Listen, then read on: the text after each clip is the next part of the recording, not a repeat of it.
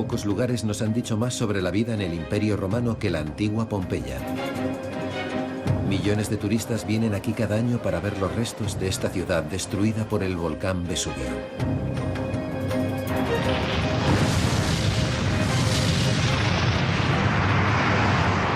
Hace cerca de 2 milenios, Pompeya fue enterrada bajo 4,5 metros de ceniza. 16.000 hombres, mujeres y niños murieron. Pero lo extraordinario es que cerca de 2000 años después, todavía sobrevive la dramática evidencia de aquel trágico episodio. Estas extrañas figuras no son estatuas, sino los restos de personas, congelados en los últimos segundos de su vida. No existe nada parecido. Durante siglos ha sido un misterio saber por qué se quedaron en esta extraordinaria posición. Ahora, por medio de la nueva tecnología y experimentos de vanguardia,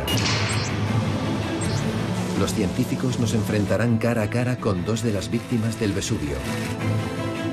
Revelarán los secretos de este mortífero volcán y finalmente revelarán qué clase de muerte agónica petrificó a estas personas en estas extrañas contorsiones. Pompeya, el misterio de las personas congeladas en el tiempo. Año 79 después de Cristo, la ciudad romana de Pompeya. Un puerto bullicioso, punto de salida al mar Mediterráneo y al imperio comercial que se extiende más allá.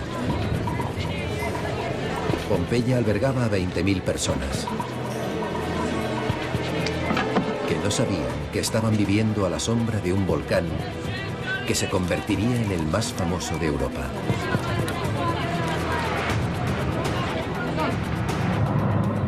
El monte Vesubio, al suroeste de Italia, está situado cerca de un punto crítico de la corteza terrestre, donde colisionan 2 placas tectónicas. El volcán había estado inactivo durante 300 años.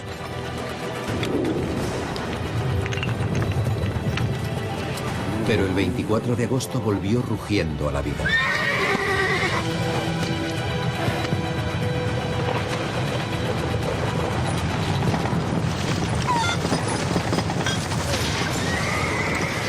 Primero hubo un terremoto. Luego el Vesubio erupcionó. Un gigantesco tapón de roca y tierra fue lanzado al aire, en una explosión 1000 veces más potente que la bomba que cayó sobre Hiroshima.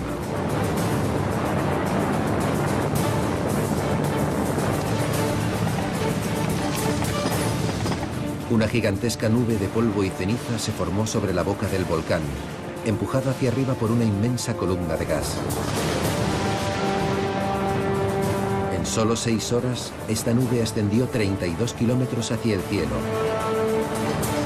más del doble de la altura del monte Everest.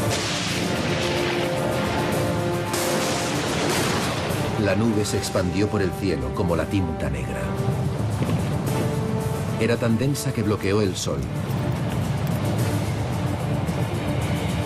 y convirtió el cielo sobre Pompeya en un cielo nocturno.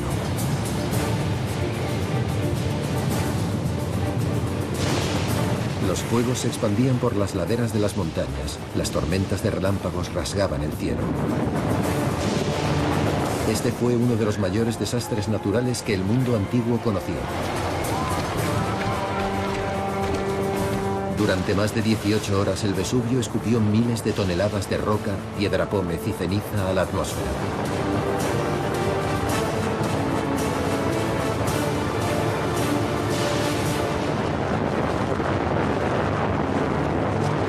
La ciudad de Pompeya se ahogó bajo una manta de 5 metros de ceniza y quedó olvidada.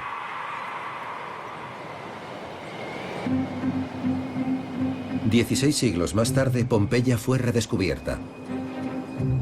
Los arqueólogos comenzaron a descubrir un lugar diferente a cualquier otro existente en el mundo. La ceniza volcánica había formado un sello sobre la ciudad. Encerrada debajo hallaron una instantánea perfecta de la vida romana. Preservados casi intactos se encontraron templos, casas de baños, y el anfiteatro de piedra más antiguo del mundo.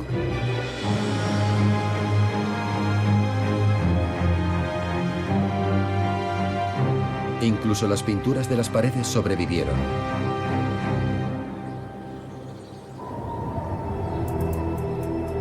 Pero por debajo de las cenizas emergió algo más profundamente misterioso. Desperdigados por la ciudad se diseminaban los cuerpos de los muertos. Ellos también habían quedado sepultados bajo la ceniza volcánica. Al quedar cubiertos por la ceniza, la carne se desintegró, pero una impronta perdurable permaneció. El instante agonizante de la muerte de cada persona había sido captado para siempre. A mediados del siglo XIX, un grupo de arqueólogos italianos preservaron las formas huecas que quedaron atrás con moldes de yeso. Nada parecido a esto se ha encontrado nunca, ni antes ni después. Pero durante siglos estos moldes han estado rodeados de un halo de misterio. A pesar de las décadas de investigación, los científicos todavía no saben qué clase de muerte agonizante dejó a estas personas trabadas en estas extrañas posiciones, como si estuvieran congelados en el tiempo. Los moldes han descubierto muchos de sus secretos.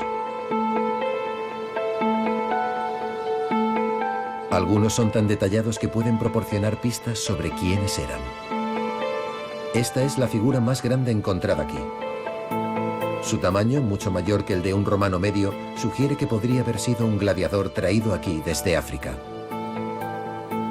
Habría entretenido a nutridas multitudes en el anfiteatro de Pompeya. Muchos gladiadores eran esclavos, delincuentes o prisioneros de guerra, traídos a Italia desde las colonias de Roma y obligados a ejercer el oficio de luchador. En el año 79 después de Cristo, esta ciudad, que hoy en día atrae a millones de turistas, formaba parte de un vasto imperio que se aproximaba al apogeo de su poder.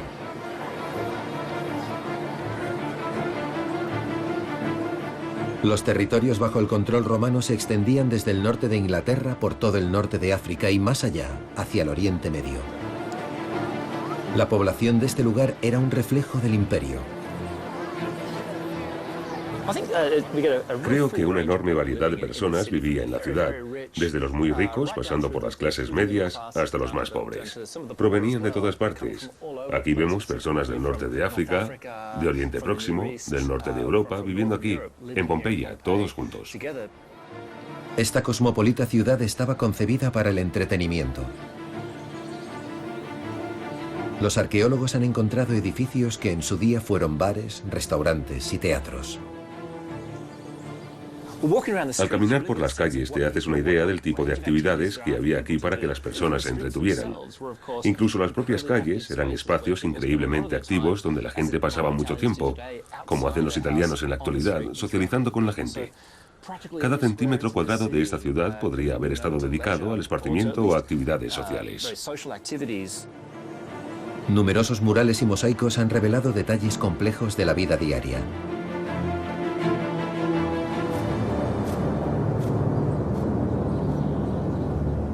Al parecer, este edificio era una cuadra. Aquí fueron encontrados juntos el cuerpo de un hombre y un niño. Algunos creen que son padre e hijo. Es fácil imaginar que juntos dirigieran estos establos a las afueras de las puertas de la ciudad. La mayor parte de los niños en el antiguo imperio trabajaban para su familia, ya que solo los muy ricos podían permitirse mandarlos a la escuela. En ninguna otra parte hemos descubierto más evidencia sobre la vida romana que en Pompeya.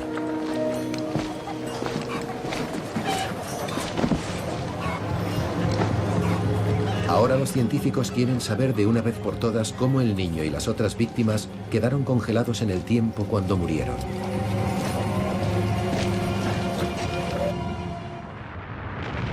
Cuando un volcán erupciona, la lava de las profundidades de la corteza terrestre explosiona hacia la superficie. Estas rocas fundidas, recalentadas a más de 1000 grados centígrados, lo destruirán todo a su paso.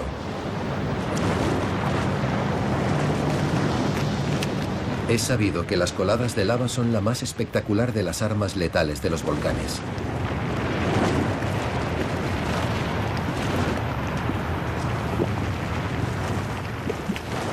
Pero la lava no mató a las personas de Pompeya. La ciudad está a 9,5 kilómetros del Vesubio. Una colada de lava habría tardado unos 6 días en alcanzarla. Eso es tiempo más que suficiente para que la población pudiera escapar. Y nunca se encontró aquí ninguna prueba de una colada de lava.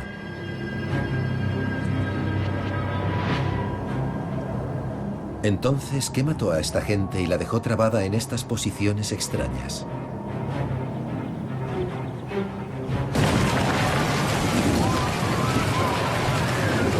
Descartada la lava, durante décadas la gente pensó que las cenizas que habían preservado la ciudad eran también responsables de matar a sus habitantes. Se consideró que murieron asfixiados por la lluvia mortal.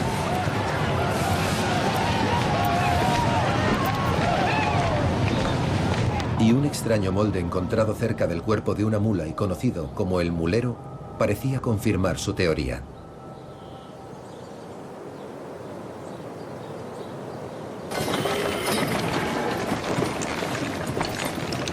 Los muleros ocupaban el último lugar en la jerarquía social de Pompeya, pero eran vitales para transportar los artículos por toda la ciudad. Este hombre conocía las estrechas calles de Pompeya mejor que nadie, pero su conocimiento no le ayudó a escapar cuando el Vesubio erupcionó. Ahora sus restos descansan en el granero de Pompeya.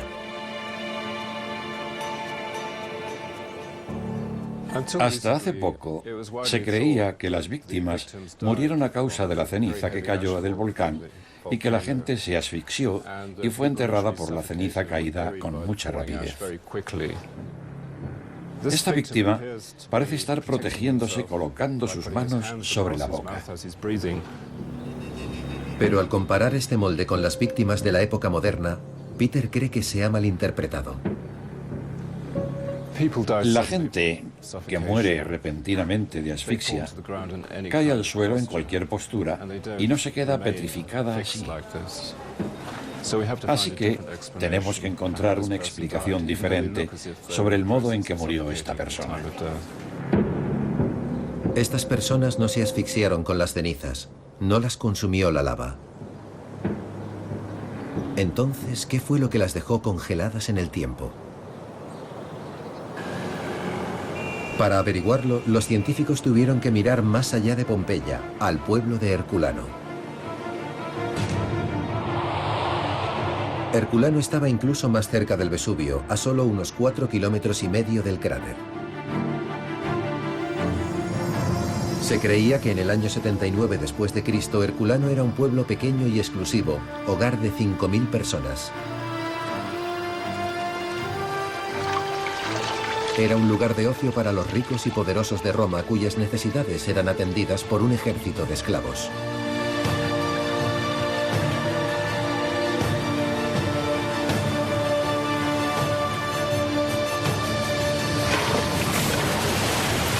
Pero también fue diezmado por el Vesubio.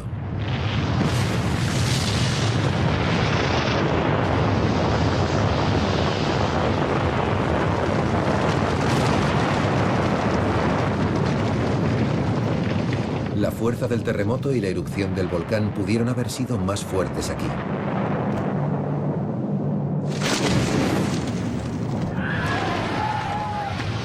La gente vio con horror cómo la vasta nube de detritos era lanzada al aire.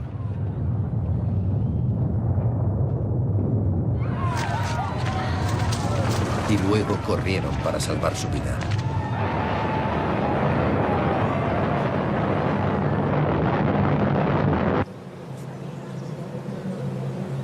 Igual que Pompeya, Herculano fue milagrosamente preservado por la ceniza caída. Cuando los arqueólogos comenzaron a excavar, encontraron pocos restos humanos en comparación con los cientos que fueron hallados en Pompeya. Asumieron que la población había escapado hasta que en estos edificios, que una vez fueron cobertizos para los barcos, hicieron un descubrimiento fascinante.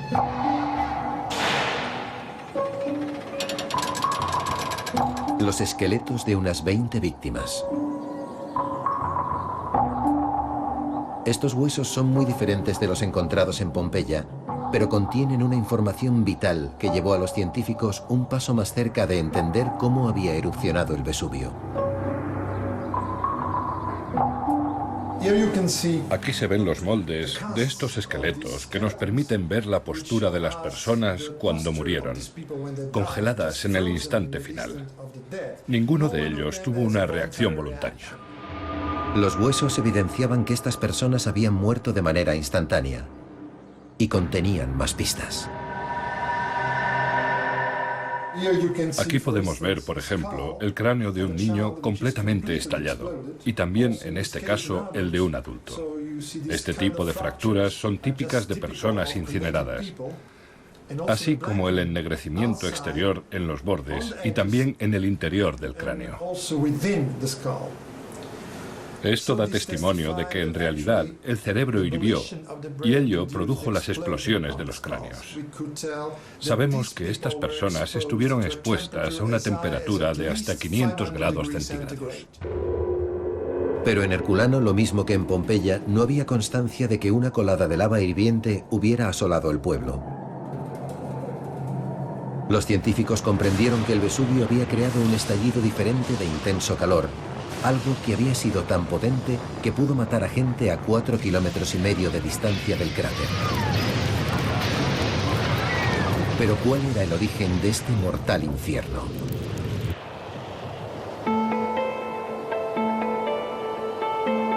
Para descifrar lo que pasó cuando erupcionó el Vesubio, los arqueólogos y los científicos pueden valerse de una extraordinaria fuente de información: el relato de un testigo ocular del desastre, escrito por un hombre llamado Plinio el Joven. Plinio solo era un adolescente en el año 79 después de Cristo, y este fue el inicio de su carrera de escritor. Había observado el volcán desde una ciudad al otro lado de la bahía de Nápoles y registró cada detalle de lo que vio en un par de cartas escritas al gran historiador romano, Tácito.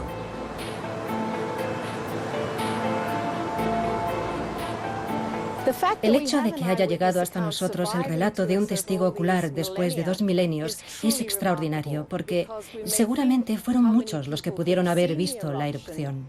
Pero que uno de ellos fuera a convertirse en un gran escritor, con esa capacidad para apreciar el detalle y la observación, y que poco después fuera invitado por Tácito, el más grande de todos los historiadores romanos, para que le informara de ese acontecimiento, hace de todo ello algo extraordinario. El relato de Plinio fue tan meticuloso que ha permitido a los científicos cartografiar la erupción casi a la hora. Aunque fue escrito hace casi 2000 años, el informe de Plinio siempre se ha considerado como una fidedigna fuente de información. Podemos calificar de fiable la mayor parte de lo que Plinio escribe en sus 2 cartas a Tácito. Lo primero: creo que para un adolescente, Plinio tenía unos 17 o 18 años por entonces, ser testigo de un acontecimiento tan extraordinario tuvo que conmocionarle para el resto de su vida. Creo que ese es un factor. El otro factor es que Tácito le había pedido específicamente que le diera un informe muy preciso. Pero había una parte del informe de Plinio que nadie podía creer.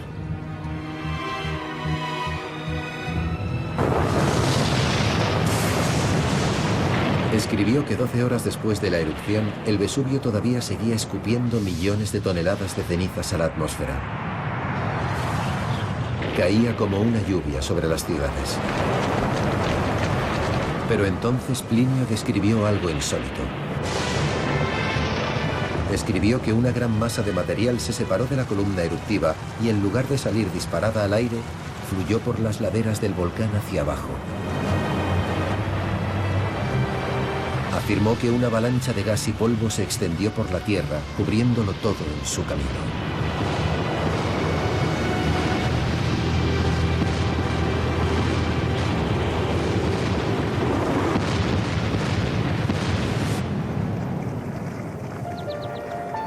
Durante siglos esta parte del informe del joven escritor fue ignorada.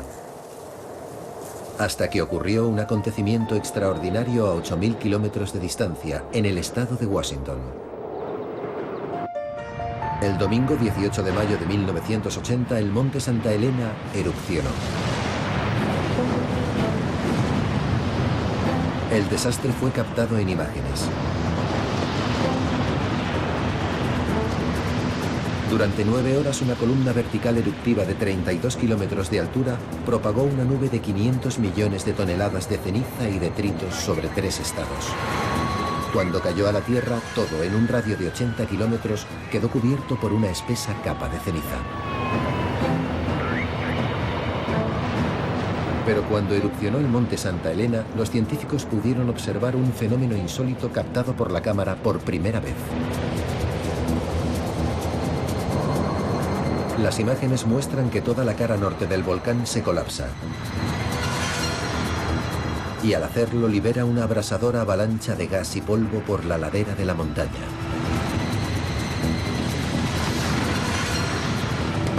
Se denomina flujo piroclástico. Y es letal. Las temperaturas en el interior de un flujo piroclástico pueden alcanzar los 560 grados centígrados y puede desplazarse a 480 kilómetros por hora. No hay ninguna otra cosa en un volcán tan ardiente ni que se mueva con tan devastadora potencia y velocidad.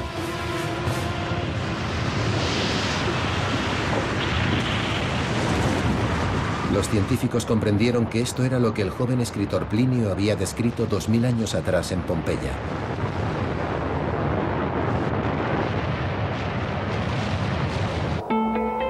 Ahora saben que el Vesubio, lo mismo que el monte Santa Elena, son 2 tipos de volcanes particularmente peligrosos, originados en zonas donde 2 placas colisionan en la corteza terrestre.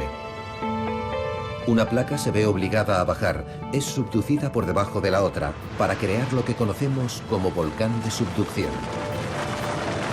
Como todos los volcanes, los de subducción constan también de un lago de magma, o roca fundida caliente, que es forzada a salir a la superficie de la Tierra. Pero lo que los hace tan peligrosos es que al deslizarse, las placas inferiores por debajo de las superiores, se añaden burbujas de gas al magma. Esto cambia radicalmente la forma en que erupcionan los volcanes de subducción. Al elevarse el magma, la presión de las burbujas de gas se acentúa y llega un momento en que explotan desde las rocas que las confinan. El estilo de la erupción es definido por la descomposición del magma y la cantidad de gas que contiene. Si no hay gas en el magma y este sale a la superficie, erupcionará sin explosión, como una colada de lava que podría acumularse dentro del volcán o derramarse por los flancos. Si hay gas en el magma, puede erupcionar de forma explosiva, y esto es debido a que el gas está saliendo a la superficie. Al acercarse el magma a la boca, baja la presión y se expande el gas. Esto ocasiona que la presión interior del volcán vaya subiendo hasta que llega un momento en que es tan alta que rompe la piedra. Entonces el gas separa el magma para formar flujos piroclásticos. Cuando el Vesubio erupcionó, el gas del interior del volcán explotó, rompiendo las rocas que lo rodeaban y creando una masiva avalancha de rocas pulverizadas y gas. Este flujo piroclástico avanzó montaña abajo hacia Herculano. 12 horas después de la erupción inicial, el pueblo se estaba asfixiando bajo una espesa manta de ceniza y piedra pómez. Las personas refugiadas en los cobertizos para barcos debieron de haber pensado que habían sobrevivido a lo peor. No tenían ni idea de lo que se les venía encima. Una ola de gas abrasadora rompió la montaña.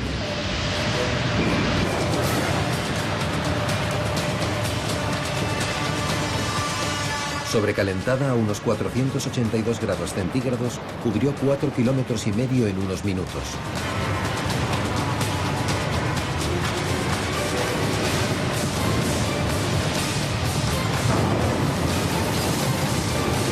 Y luego alcanzó los cobertizos para los barcos.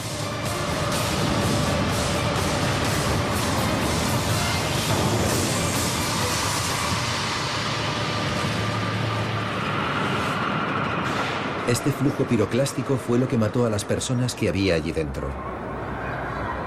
Sus cerebros hirvieron. La carne fue abrasada y separada de los huesos al instante. Aunque la masiva ola de calor arrebató a las personas todo rastro de su identidad, sus cráneos aún contienen información detallada de cuál era su aspecto.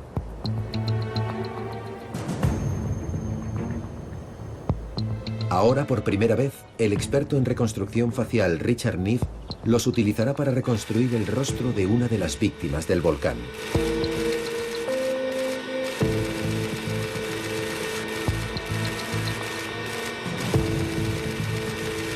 Si tienes el cráneo, tienes las proporciones del rostro, la forma del mismo y la posición de los rasgos. Está todo especificado ahí porque es la armadura del rostro, como el esqueleto es la armadura del cuerpo.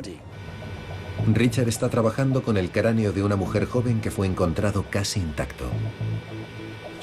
Aquí tenemos un cráneo completo y perfecto de una mujer de unos 23 años más o menos. Siempre se creyó que el cráneo perteneció a una mujer hermosa por la estructura de los huesos, por la simetría y las proporciones del cráneo. La mujer recibió el apodo de Belladonna, como la bautizó el arqueólogo que la encontró.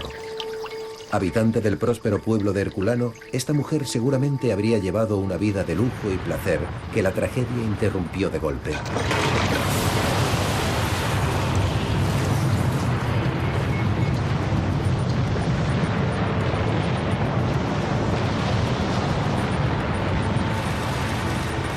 Para reconstruir el rostro de esta mujer, el equipo necesita primero crear una copia del cráneo.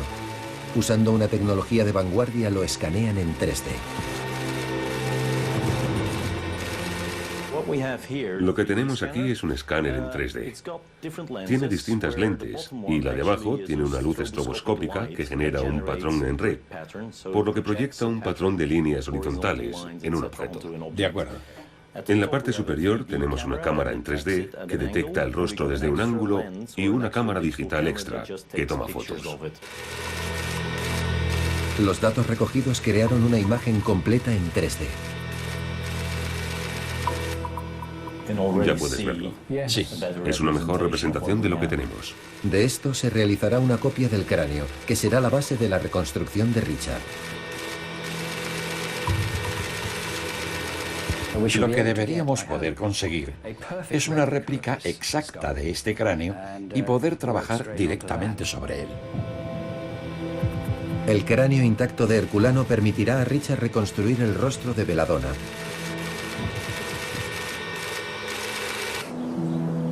Pero solo a unos kilómetros de distancia, en Pompeya, los restos humanos son completamente diferentes. Estos eran cuerpos completos, no esqueletos. No les había sido arrancada la carne. Y de manera extraordinaria, algunos de los moldes mostraban improntas de las ropas que llevaban cuando murieron.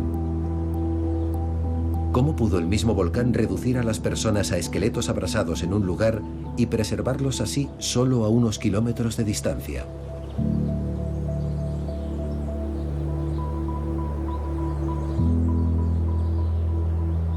Esta vez las pistas no procedían de los cuerpos de los muertos, sino de las profundidades de la Tierra. Casi 2000 años después de la erupción, el suelo de Pompeya aún contiene el material geológico que escupió el Vesubio.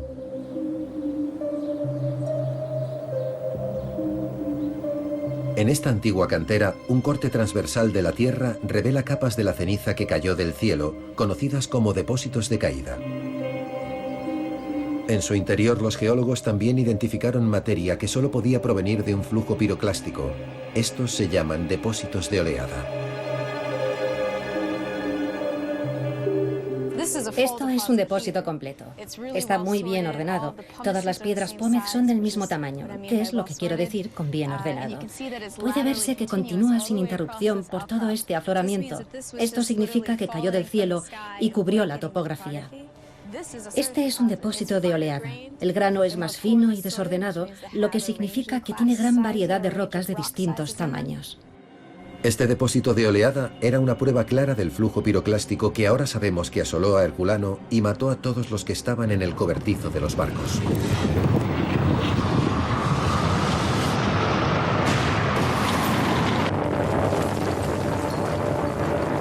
Pero ahora los geólogos han descubierto que este no fue el único flujo piroclástico que explotó del Vesubio.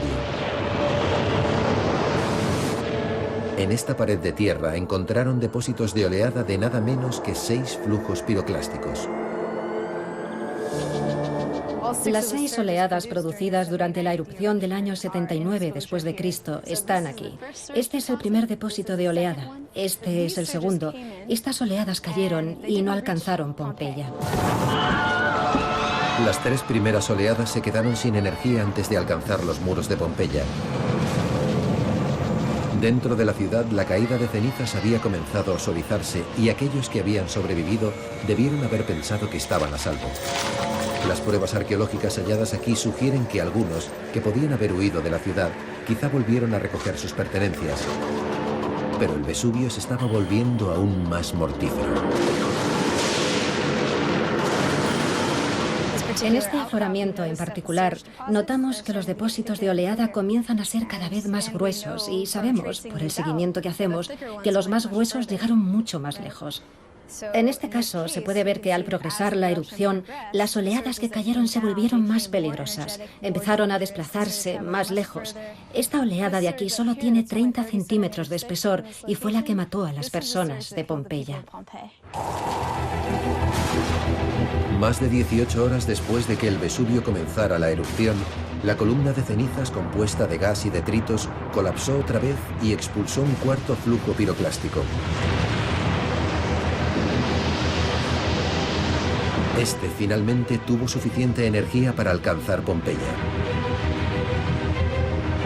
El gas y los detritos sobrecalentados se deslizaron sobre la Tierra a una velocidad de cerca de 320 kilómetros por hora.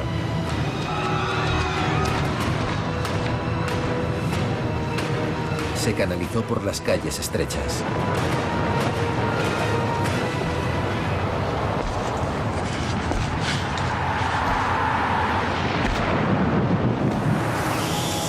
Expuesto a este nivel de calor, el cerebro hierve en fracciones de segundo y bloquea el sistema respiratorio.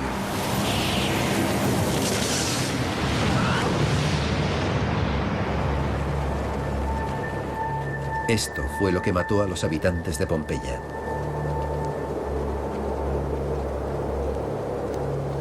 Los científicos ahora saben por qué los restos de Pompeya y Herculano tienen aspectos tan diferentes. Pompeya está a 8 kilómetros más alejada del Vesubio que Herculano. Esto marcó una diferencia crucial. Cuando el cuarto flujo piroclástico había cubierto esa distancia de más, estaba cerca de 400 grados más frío, por lo que tenía la temperatura exacta para matarlos al instante, pero no para carbonizar su carne.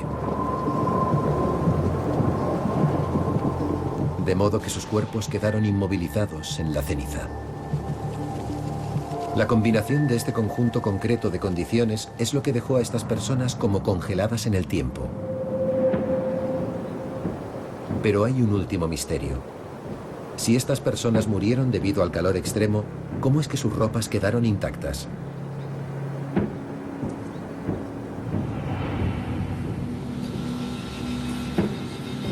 Para poder averiguarlo, esta máquina de la Universidad de Edimburgo en Escocia puede recrear las condiciones de un flujo piroclástico en el laboratorio.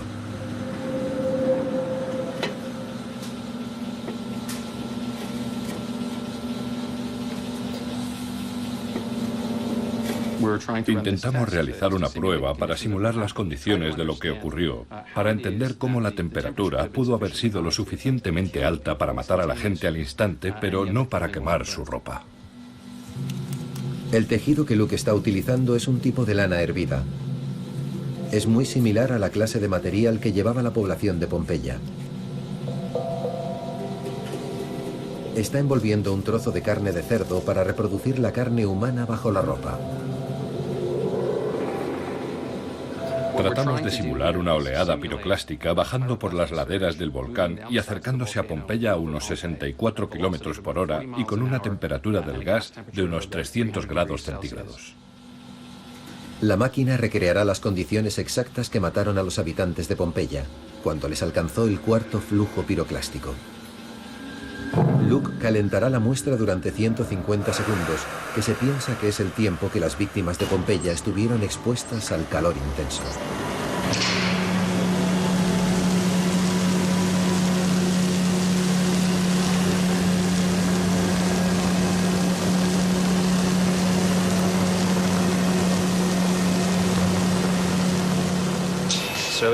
Si abrimos la muestra, vemos que tenemos cierta decoloración del tejido de lana a lo largo del perímetro. Pero en realidad es la zona del centro la que más nos interesa, y aquí podemos verla. Si tiro en ambas direcciones, vemos que hay una pequeña decoloración del tejido, pero por lo demás parece no haber recibido daños. Ahora echamos un vistazo a la carne de cerdo que estaba debajo del tejido de lana. Vemos que en la superficie hay decoloración, parece estar ligeramente asada, y si cojo el cuchillo y corto la carne, podemos ver cómo está por dentro. Observamos que la superficie de la carne de cerdo está ligeramente decolorada y ligeramente cocinada en la superficie. A esta carne de cerdo le han aplicado 570 grados centígrados de calor, más que suficiente para matar a un ser humano, pero el tejido ha sobrevivido.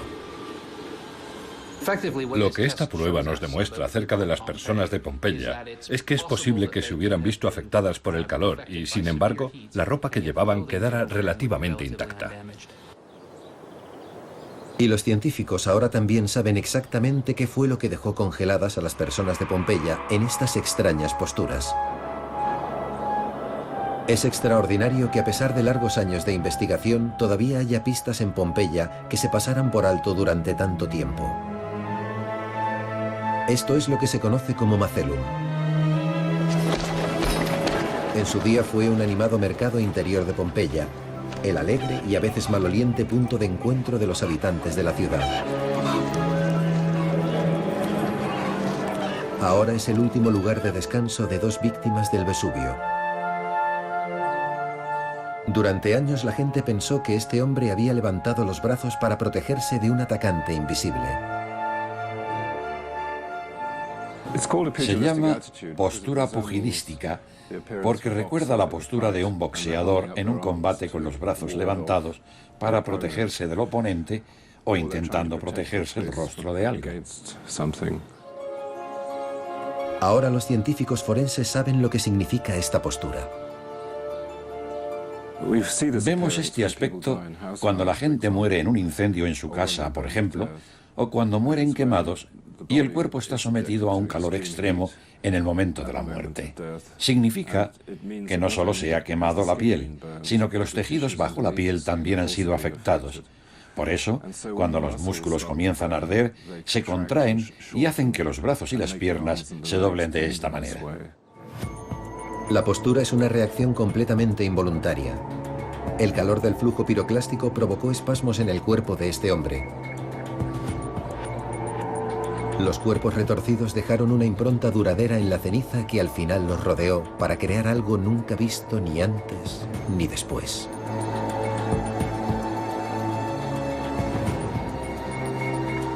Estos moldes son los tesoros de Pompeya, pero son increíblemente frágiles y los científicos temen que no durarán eternamente.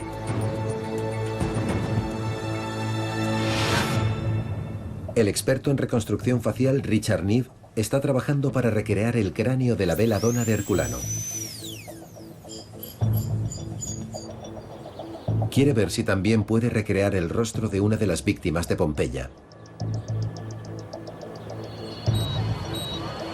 Para hacerlo necesita acceso al cráneo encerrado dentro del molde de yeso.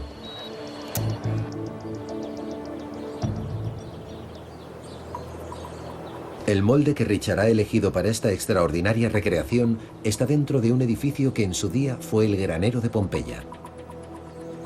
Ha elegido el molde de este cuerpo porque el yeso que recubre el cráneo es increíblemente delgado. Aunque este es uno de los primeros moldes que se hicieron, se sabe muy poco sobre la persona que fue.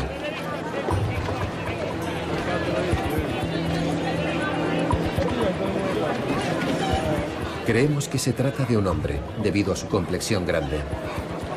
De dónde era y cómo se ganaba la vida sigue siendo un misterio. Pero ahora por primera vez podría ser posible ver qué aspecto tenía. 1, 2, 3. Para llevarlo a cabo, el equipo cree que por medio de una máquina portátil de radiografías serán capaces de ver el cráneo que hay dentro del yeso. Espero que Stein sea capaz de realizar su número de magia para que podamos ver el ángulo de la mandíbula que creo que está ahí. Tomando una sucesión de radiografías desde distintos ángulos, recogen imágenes con las que formarán un cráneo en 3D. Al principio, las imágenes que reproduce la máquina son borrosas y difíciles de descifrar, pero poco a poco van revelando que debajo del yeso, el cráneo ha sobrevivido casi intacto. ¡Oh, vaya! ¿A qué es sorprendente cuando lo miras así? Esta es la parte frontal del cráneo. Se ve perfectamente. Este es el seno frontal, el techo de la órbita, esa es la nariz y el suelo de la boca. Con esto podemos crear un cráneo y cuando lo tengamos podremos recrear el rostro en el cráneo que hemos hecho.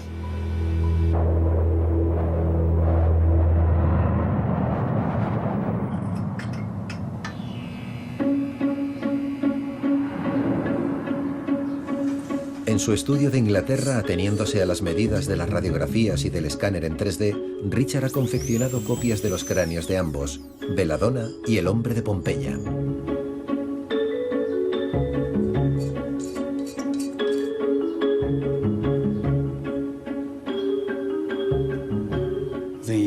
El siguiente paso es colocar los ojos en las órbitas, desarrollar la nariz, la boca y las orejas, porque configuran los rasgos básicos en el rostro.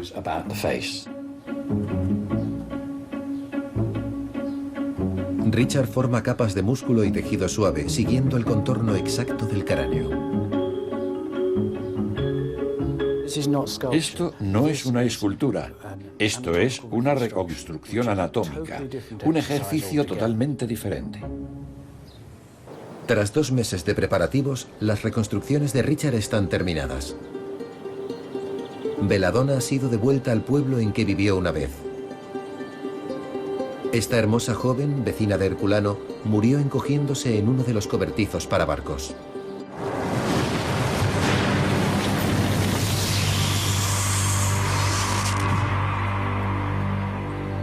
Ahora su rostro ha sido reconstruido basándose en la anatomía del cráneo.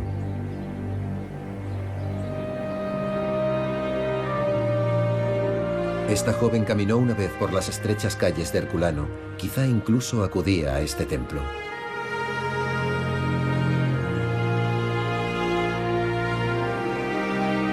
Richard también ha reconstruido el rostro del hombre de Pompeya. Nunca sabremos exactamente quién era, pero sí sabemos cómo murió.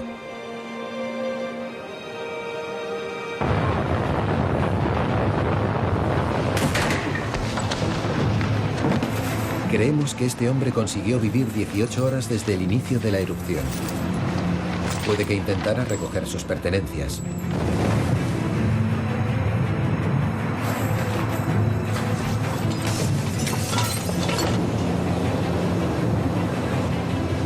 Es probable que escapara a la gran lluvia de ceniza ocultándose dentro de su casa.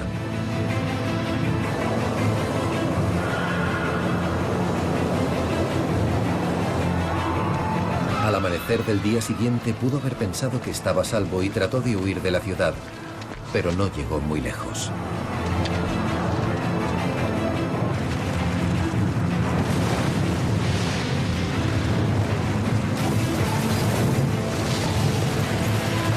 A eso de las 7:30 de la mañana, le envolvió el cuarto flujo piroclástico.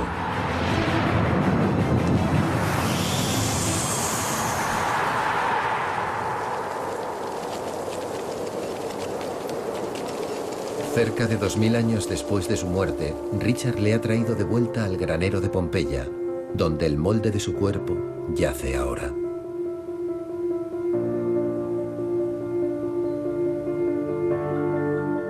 Esta es la primera vez que una víctima del Vesubio encerrada dentro de un molde ha sido reconstruida. Las proporciones del rostro del hombre son una coincidencia exacta del cráneo que todavía está debajo del yeso. El misterio sobre cómo estas personas quedaron congeladas en el tiempo por fin ha sido resuelto. Los esqueletos quemados y carbonizados en Herculano, las pruebas del monte Santa Elena, la postura contorsionada del molde del cuerpo en Pompeya y los resultados de la prueba del tejido, todo ello ha demostrado que estos restos fueron el resultado de un extraordinario cúmulo de circunstancias.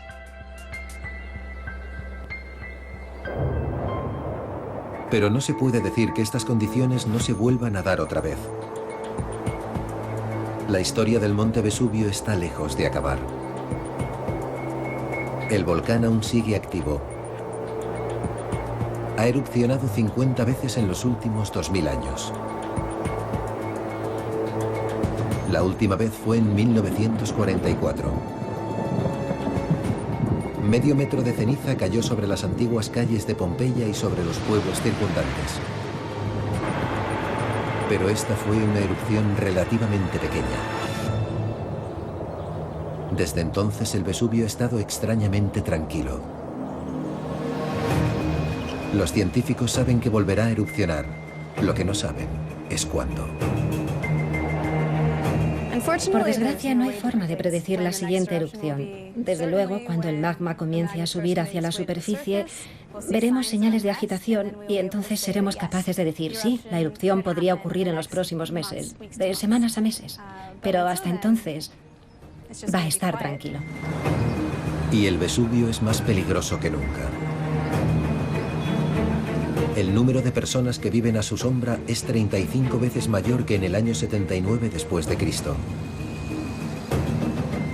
A 16 kilómetros de Pompeya está la populosa ciudad de Nápoles, uno de los lugares más densamente poblados del mundo, hogar de 3 millones de personas. Se los tragarían la ceniza y los detritos volcánicos. Y el Vesubio todavía sería capaz de producir algo incluso más letal.